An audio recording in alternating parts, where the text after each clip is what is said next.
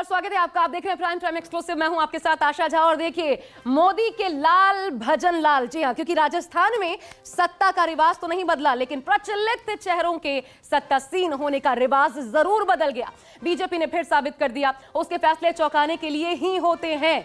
चुनावी नतीजों मुख्यमंत्री का चेहरा भी अप्रत्याशित ही रहा। दिग्गजों को साइडलाइन कर पहली बार विधायक संघ के करीबी भजन लाल शर्मा को पार्टी ने प्रदेश की कमान सौंप दी। यानी छत्तीसगढ़ में आदिवासी, मध्य प्रदेश में ओबीसी और अब राजस्थान में सवर्णों के नाम पर बीजेपी ने अपने छत्रपों से किनारा कर लिया। लेकिन यह तय है, बीजेपी का एक भी दांव बिना चुनावी रणनीति का लेखा जोखा किए नहीं होता। और यहां तो फाइट सबसे बड़ी है, यानी कि 2024 के लोकसभा इलेक्शंस की है। तो राजस्थान में कैसे और क्यों मिली भजन लाल को सत्ता, वो आपको दिखाते हैं। लेकिन ये तस्वीरें देखिए किस तरीके से राजनाथ सिंह को पर्यवेक्षक के तौर पर भेजा गया था। तभी कहा जा रहा था, दरअसल ये पर्यवेक्षक इसलिए चुने गए राजनाथ सिंह क्योंकि एक तो सौम्य स्वभाव और सभी को मना लेने की कुवत रखते हैं।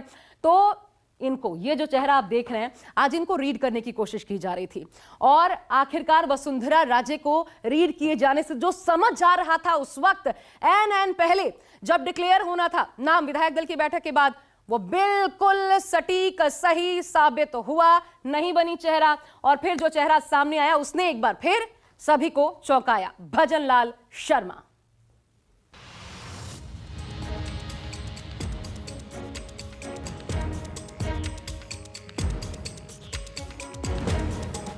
दावेदारी में दर्जनों नाम चल रहे थे, लेकिन मुहर लगी भजन लाल शर्मा पर। यानी अब से राजस्थान में भजन लाल की सत्ता होगी। बड़े बड़े दिग्गज दरकिनार कर दिए गए और केंद्र ने राजस्थान का राज पहली बार विधायक बने भजन लाल शर्मा को सौंप दिया। कयासों के नामों में भी भजन लाल शर्मा का दूर दूर तक नाम नहीं था, लेकिन ये कयास जरूर लगाए जा रहे थे कि छत्तीसगढ़ में आदिवासी, एमपी में ओबीसी, तो राजस्थान में कोई ब्राह्मण चेहरे पर मोदी शाह दाव लगा सकते, और वही हुआ। बैठक में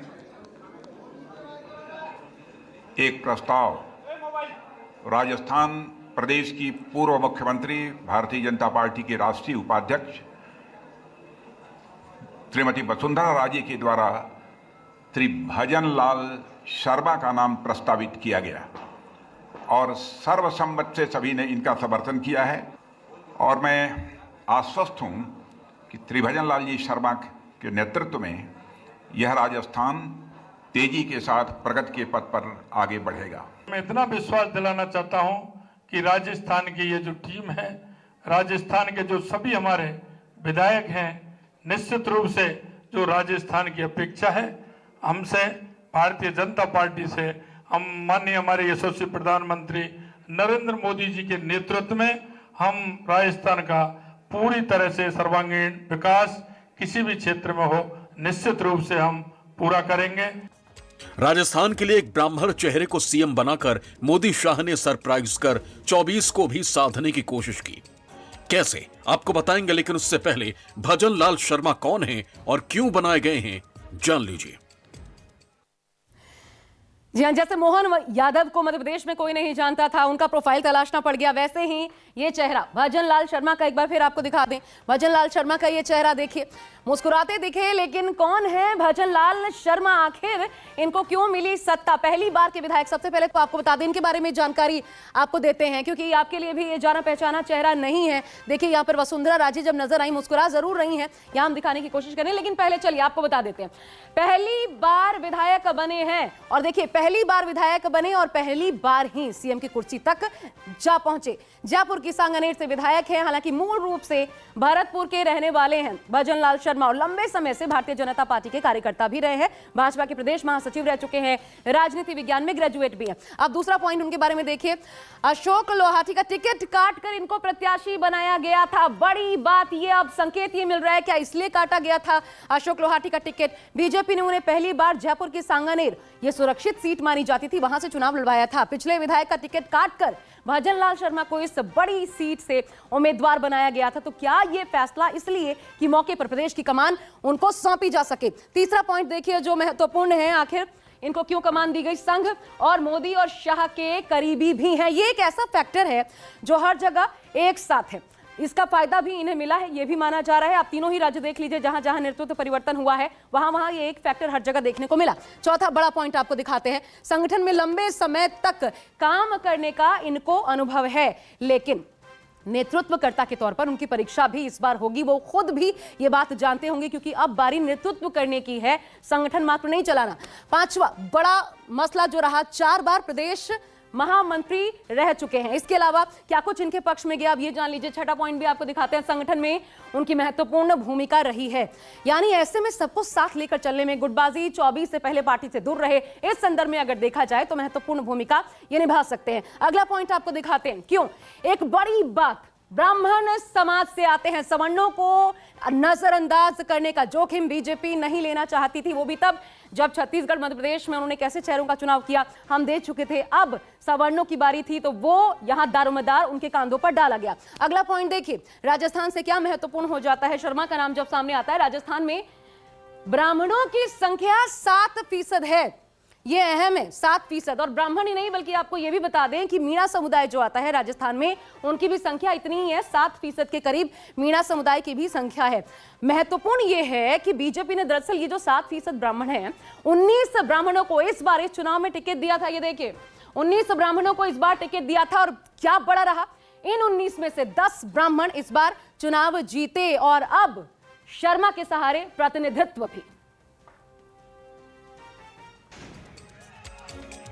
5 में से 3 राज्यों में बीजेपी को प्रचंड बहुमत मिला, लेकिन पिछले तीनों राज्यों में सीएम को लेकर आलाकमान ने सरप्राइज किया।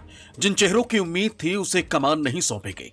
मोदी शाह के इस फैसले को बीजेपी में पीढ़ी परिवर्तन की शुरुआत माना जा रहा, क्योंकि छत्तीसगढ़ में रमन सिंह की जगह विष्णुदेव साय और एमपी में शिवराज की जगह मोहन यादव और राजस्थान में कई सीनियर और कद्दावर नेताओं को साइड कर एक युवा ब्राह्मण चेहरे को सत्ता सौंप दी गई। किरोड़ीलाल मीणा हमारे साथ है। डॉक्टर साहब, बड़े मैंने आपको कहा था छत्तीसगढ़ में हुआ, मध्य प्रदेश में हुआ, यहाँ भी सरप्राइजिंग होगा। जो सरप्राइजिंग फैसला हो गया, माननीय भजन लाल जी राजस्थान के मुख्यमंत्री हो गए।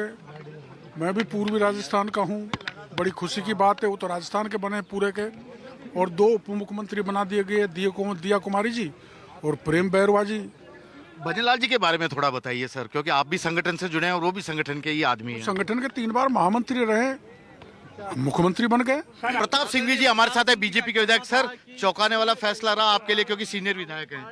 नहीं, सीनियर जूनियर और भी है, कोई 6 बार है, कोई 7 बार है, कोई 8 बार है।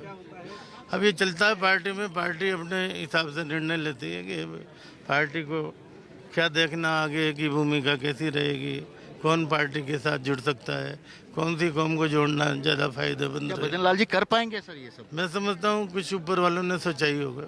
लेकिन आप तो कह रहे थे कि एक अनुभवी होना चाहिए, वसुंधरा जी से अनुभवी को अगर दिया जाता है तो आने वाले फ्यूचर के लिए अच्छा होगा, बार बार कहते रहे। मेरी बात मेरे तक रही है।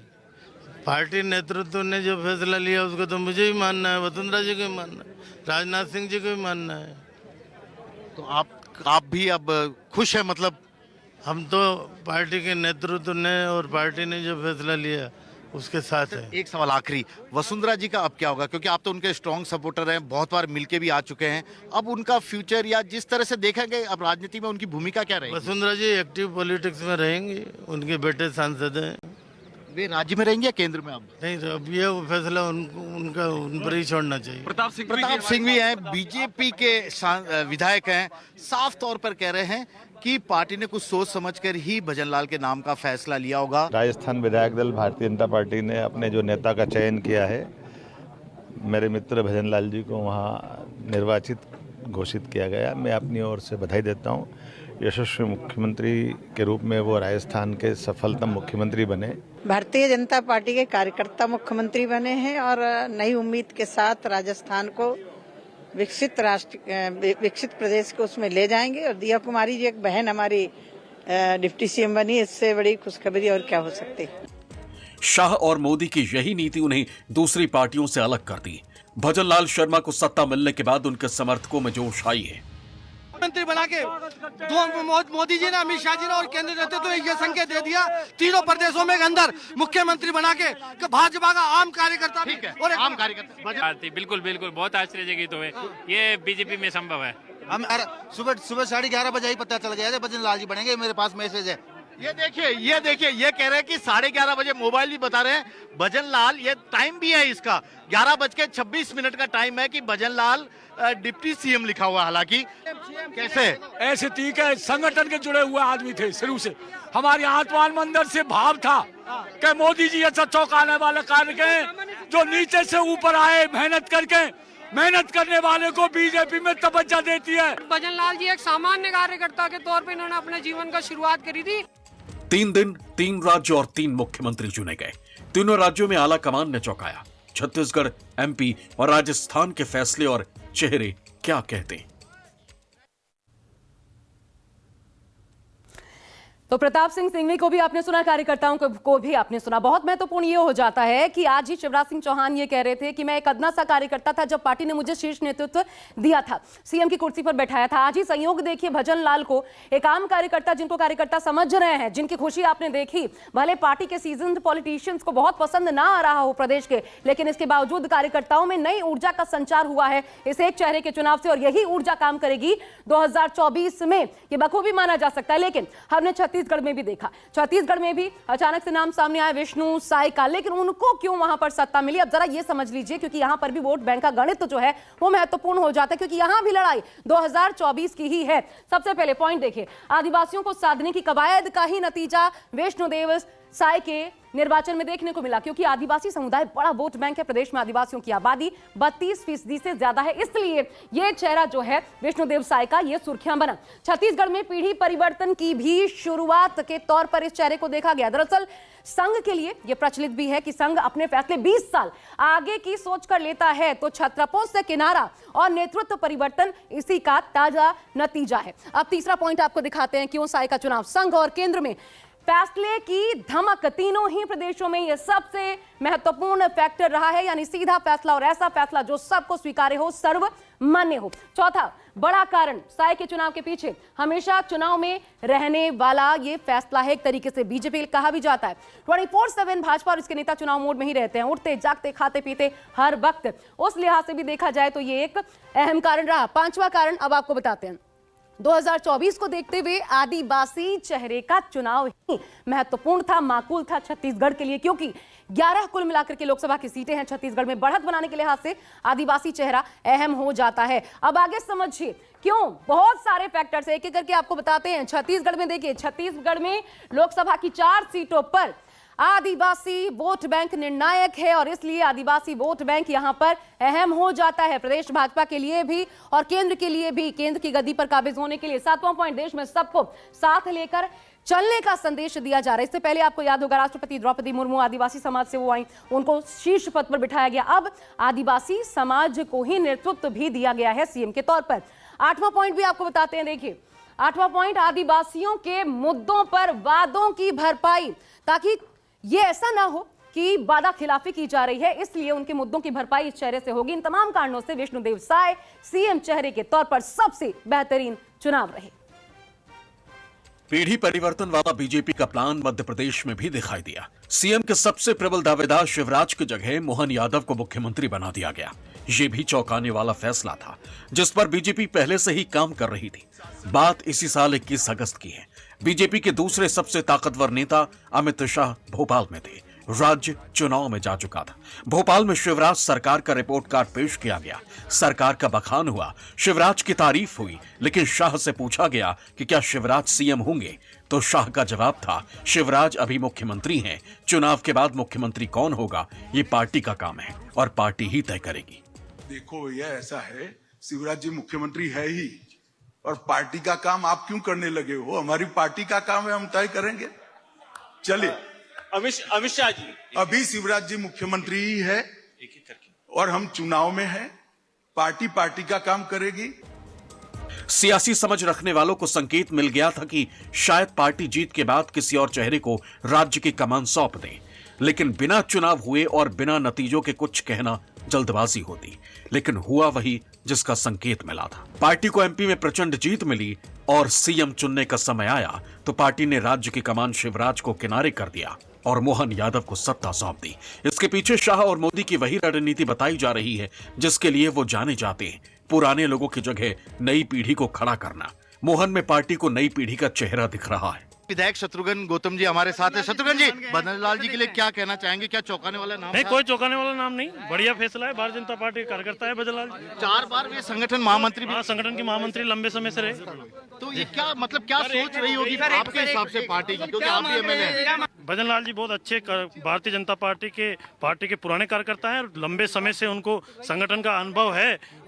पार्टी बहुत सोच समझ के निर्णय करती है और राजस्थान की भारतीय जनता पार्टी को एक मजबूत नेतृत्व मिला है।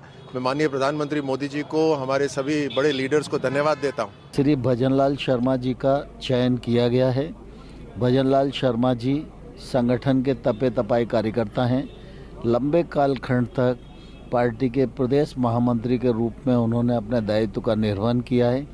वो दल के लिए समर्पित हैं, विचार के लिए समर्पित हैं और कार्यकर्ताओं में उनके चयन से एक अच्छा संदेश गया है। यही तो हमारे पार्टी की खूबी है और यही हमारा अनुशासन है और आने वाले समय पर देखेंगे कि बहुत बेहतर काम राजस्थान में होने वाला है। जमीन से जुड़े हुए भारतीय जनता पार्टी के उस कार्यकर्ता को आज हमारे सर्वोच्च पद पर भारतीय जनता पार्टी के नेतृत्व में राजस्थान का मुख्यमंत्री मिला है और वो जमीन से जुड़े कार्यकर्ता है। जिस प्रकार संगठन को मजबूत किया था, ठीक ऐसे वो पार्टी के साथ खड़े रह करके प्रदेश को मजबूत करेंगे। एक सच्चे कार्यकर्ता की पहचान है। निश्चित रूप से एक जो कार्यकर्ता है जिसने एबीवीपी से लेकर युवा मोर्चे तक काम किया, उसको एक पारितोषिक मिला है और इससे हमें कार्यकर्ताओं में बड़ा उत्साह होता है कि भारतीय जनता पार्टी में एक्चुअली लोकतंत्र जिंदा है। इसमें किसी को कभी भी उचित सम्मान मिल सकता है जो भजन लाल जी शर्मा को मिला है। हमारे साथ निश्चित रूप से उन्होंने युवा मोर्चे में बहुत लंबे समय तक काम किया है। भजन लाल जी के बारे में बताइए, क्योंकि जनता भी जानना चाहती है कितने, क्योंकि संगठन से जुड़े हुए आदमी हैं, आप भी संगठन से ही हैं। नहीं, बिल्कुल संगठन से बहुत लंबा उनका अनुभव है। 3 बार प्रदेश के महामंत्री रहे हैं और केंद्रीय नेतृत्व ने बिल्कुल बहुत अच्छा फैसला किया है। आप तमाम बयानों में बार बार संगठन का जिक्र सुन रहे हैं। संगठन इसलिए क्योंकि चुनाव अगर कोई जितवाता है तो वो संगठन भी है, संगठन ही है कहा जाए किसी भी पार्टी का तो गलत नहीं, और इसलिए संगठन पर मजबूत पकड़ जो है वो मायने रखती है। लेकिन यहाँ पर एक जो परिवर्तन होगा वो नेतृत्व का, सबको बांधे रखने का, सब उनका माने, वो भी तब जब पार्टी के अंदर भी, अभी हमने आपको सिंघवी का बयान सुनवाया था, कुछ नाखुश चेहरे भी हैं। तो सबको साथ लेकर चलना है, गुटबाजी से दूर रहना है। 2024 की लड़ाई भी सामने है। ये तमाम चीजें चुनौतियां जरूर है, लेकिन संगठन की पकड़ एक सबसे मजबूत आर्म है खुद उनके पास। लेकिन अब आपको बताते हैं मध्य प्रदेश में जो पीढ़ी परिवर्तन हमें देखने को मिला, जो मोहन यादव का नाम सामने आया, वो भी शिवराज सिंह चौहान, उनको साइडलाइन करके वो कैसे हुआ, उसके पीछे क्या वजह रही, तो सबसे पहले ये जान लीजिए उनके बारे में। मोहन यादव ओबीसी समाज से आते हैं। ये चेहरा जिनको कल तक शायद प्रदेश में इतनी पहचान भी नहीं थी, वो मोहन यादव ओबीसी समाज से आते हैं। अब ओबीसी आबादी को समझ लीजिए, ये महत्वपूर्ण फैक्टर था। और ओबीसी शिवराज सिंह चौहान भी थे, ओबीसी मोहन यादव भी। क्यों? क्योंकि 50% से ज्यादा आबादी है मध्य प्रदेश में ओबीसी की, और यही कारण है कि पार्टी ने प्रदेश में इस चुनाव में 29% से ज्यादा ओबीसी उम्मीदवार उतारे। ये सबसे बड़ा फैक्टर रहा, इसलिए ओबीसी नहीं बदला गया। शिवराज के बाद नाम आया तो वो भी ओबीसी चेहरा ही रहा। दूसरा कारण देखिए, शिवराज की जगह मोहन यादव को कमान दी गई है और यहां भी नेतृत्व परिवर्तन की राह 2024 में निर्णायक होगी। इसी सोच के तहत चेहरे का बदलाव किया गया, क्योंकि एक एंटी इनकम्बेंसी, इस चुनाव बच गए लेकिन क्या अगला चुनाव भी इसी आधार पर होगा, ये माना नहीं जा सकता। तो उससे भी बचने की ये कोशिश है। तीसरा पॉइंट देखिए, क्यों मोहन यादव का चुनाव हुआ। देश में ओबीसी के साथ होने का संदेश देना यह अनिवार्य था, यह वक्त की दरअसल जरूरत थी। क्यों? जातीय जनगणना के मुद्दे पर ओबीसी वर्ग वैसे भी देश भर में एक मुद्दा है। ओबीसी को साधना भी इस लिहाज से बेहद अहम था इस चुनाव में। इस फैसले का यह सबसे बड़ा कारण भी है। अब अगला पॉइंट देखिए, बहुत इंटरेस्टिंग है, कल से ट्रेंड भी कर रहा है। 2024 में यूपी बिहार में ओबीसी को साधना कैसे? यादव सरनेम के जरिए। यादव सरनेम इस लिहाज से बहुत बड़ा फायदा यूपी बिहार में पहुंचा सकता है। तेजस्वी यादव, अखिलेश यादव याद कीजिए, और इसी को देखते हुए मोहन यादव का चुनाव किया गया। यादवों का हृदय परिवर्तन इसके माध्यम से होगा, ये मानकर पार्टी चल रही है। अब देखिए एक और पॉइंट आपको पांचवा दिखाते हैं। बड़ा फैक्टर, मोदी शाह के करीबी है मोहन यादव। ये तीनों ही राज्यों में हम आपको बता रहे हैं कॉमन फैक्टर है। उस फैक्टर का भी फायदा मोहन यादव को भी मिला कि पिछली पंक्ति से वो आकर के शीर्ष नेतृत्व अब बन चुके हैं। छठा बड़ा पॉइंट देखिए, संघ में मोहन यादव की अच्छी पकड़ है। कॉमन फैक्टर्स में एक ये भी, संघ से करीबी भी शामिल है, और तीनों जगह पर ये देखने को हमें मिलता है। अगला पॉइंट जल्दी से आपको दिखाते हैं। सातवां बड़ा फैक्टर क्या रहा जो मोहन यादव के पक्ष में गया? 58 साल के हैं मोहन यादव। अब यहां पर आप उम्र को कैसे देखें, तो दरअसल युवा के तौर पर प्रदेश को लंबी पारी अगर ये टिक गए, सीजन्ड पॉलिटिशियन की तरह इनका बिहेवियर रहा, इस प्रकार उभरे तो एक लंबी पारी खेलने में सक्षम होंगे। और हर चेहरे पर एक बड़ा दारोमदार इसलिए क्योंकि संगठन से ये आते हैं, संगठन में पकड़ अच्छी है और इसलिए ये माना जा सकता है कि ये तमाम चेहरे जो हैं इनके निर्णय के पीछे ये अहम कारण रहे। कार्यकर्ताओं में एक नया जोश, एक नई ऊर्जा 2024 के पहले ये तमाम जो चेहरे हैं वो भर पाएंगे। अब देखिए ये आज की सबसे दिलचस्प तस्वीर, ये देखिए जरा, ये देखिए, यहां आपने देखा पर्ची, उन्होंने देखा तुरंत नीचे कर लिया हाथ। वसुंधरा